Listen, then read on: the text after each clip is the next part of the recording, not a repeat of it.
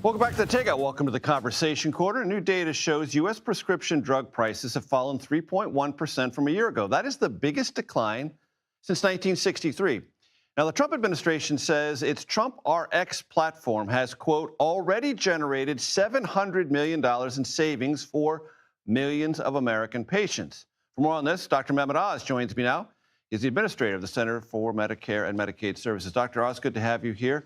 How do you know that money has been saved? Because as I understand it, there's not a big data trove that HHS has. So how do you know that much money has been saved and that many millions of Americans have been beneficiaries of that? Well, that money is just from the companies that have reported to TrumpRx what they're saving. And we're sure it's much more what they're than saving. That's what those companies are saying, that they have actually given back to the American people. The money they would have charged is $700 million more than what they actually have been forced now to distribute. Because to go on to TrumpRx, you have a price schedule that is cash, not insurance. Yes. How many Americans are taking advantage of that? Well, it's millions of people, and we're going to actually have a big announcement later this month with the president, so we'll get more specific on granular details. But I'll say it this way, 80% of the drugs that are sold in pharmacies around America are now available on TrumpRx. And before we get into the nitty-gritty of why the drug prices are going in the right direction, let me just emphasize, if you're buying a medication in America at a pharmacy, anywhere, a mail order, please just check TrumpRx.gov first to make sure that you're getting the best price. Think of it as a transparency site. We're not trying to be lower than everybody else. We just want the site that Joe Gebbia and Ed Korenstein have done a great job building this out with the National Design Studio. It's elegant, easy to use, very fast, very accurate. But we have been pristine in the way we've gotten the site out there so folks can actually figure out which pharmacies have what prices. If they want to pay cash. And if they want to pay cash. Right. Now, we're actually moving aggressively to force and push others to be able to get access to TrumpRx.gov. And I think that will happen over time. But if you can actually have transparency in any part of the healthcare system, Major, you're helping drive prices down. Because unfortunately, and this is something I've learned the hard way, when there's opacity in the system. Right, when there's no compare and contrast, people don't know what their choices are. And it's on purpose. Right. Why would you not tell people what things cost? Because you don't want them to know what it costs. You'd never go eat a meal and not have prices listed on the menu because people take advantage of you. So TrumpRx.gov deals with that issue. At the same time, of course, it reinforces the remarkable work that the president accomplished with most favored nation drug pricing. And that's something that I think we should spend time on, because 1 in 3 Americans leave the drugstore without their branded drugs because they can't afford them, even though a doctor wrote a prescription for them. So very quickly, Dr. Oz, explain to my audience what this most favored nation process means, and then we'll get to some of the underlying details.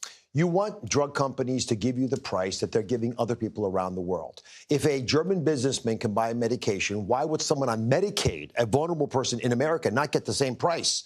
Why would anybody in America? Why would they get a higher price? Right. Or a higher price. In this country, we pay 3 times more on average for the exact same medications made in a U.S. facility than people in Europe or Asia pay for those drugs. So the president said, no us. We want all the medication prices to be most favored nation. Now, we're not asking it to be price fixed. That's not good. We want innovation that the companies can then use to grow their businesses and save lives and create new cures for cancer and the like. But if you can charge a price for your medication overseas, you should be the same here. I'll give you one good example. GLP-1 medications, the so-called fat shot. Those medications were over $1,000 in many parts of America. Even if you got them from the company directly, they were over $500. We've pushed those prices down now, so you're not allowed to charge more in this country than you charge overseas. So Eli Lilly, Novo Nordisk, big, good, high-quality companies, one American, one Danish, have both said, fine, we're going to charge most favored nation drug pricing. Now, Major, if you're over 65 years old in this country and you qualify, we'll give you these medications at $50 a month. Why? Because we believe that these medications, which will help you lose weight, will also help you save money for the healthcare system. So within a few years, we'll actually save money for the taxpayer and fewer obesity-related disorders. Blood pressure, cancer, diabetes, Alzheimer's, heart attacks, all these things. So have those price reductions actually flowed through the system? Because I've read some experts who say it's really only begun to take effect about a month ago.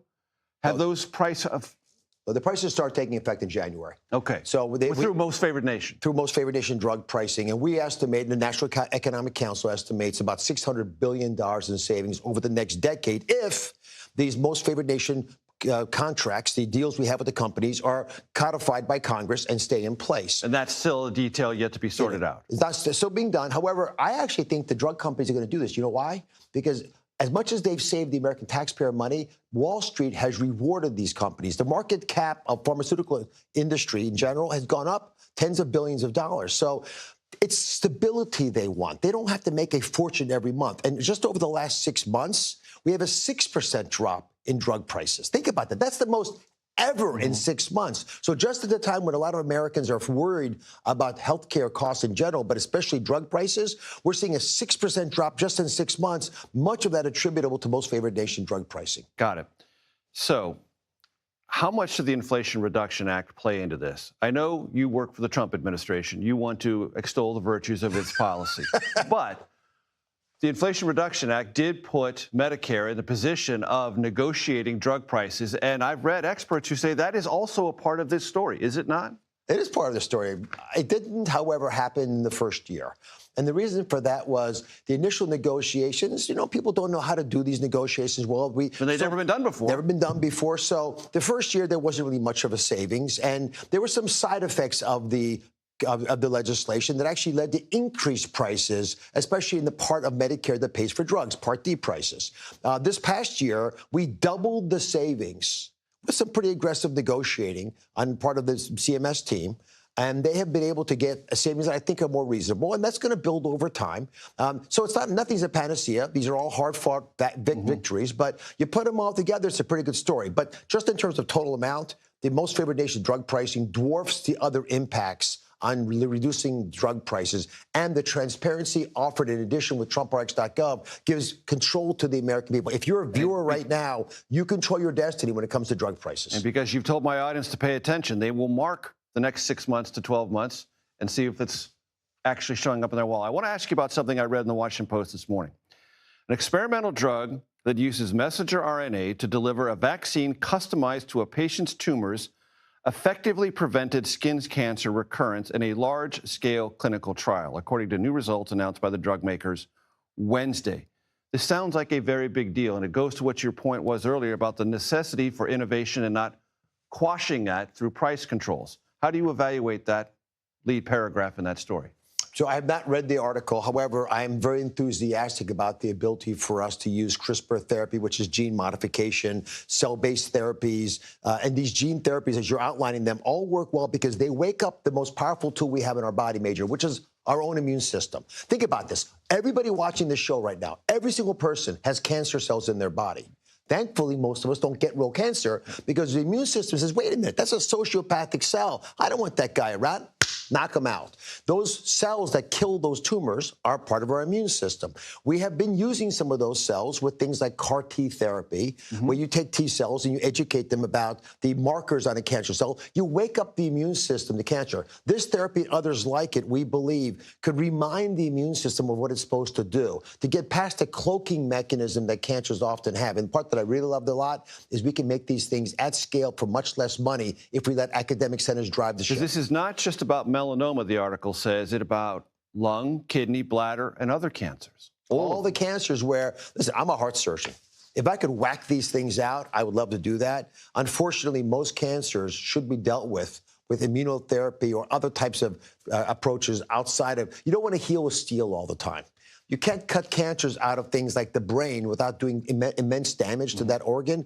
If you can use the body's natural ability to deal with cancer that it has always been using until, for whatever reason, it fell behind, and reawaken that potential, which medications like this could do, and maybe augment it, that's the real opportunity. And think about this. Let me leave you with one last thought. Real quick.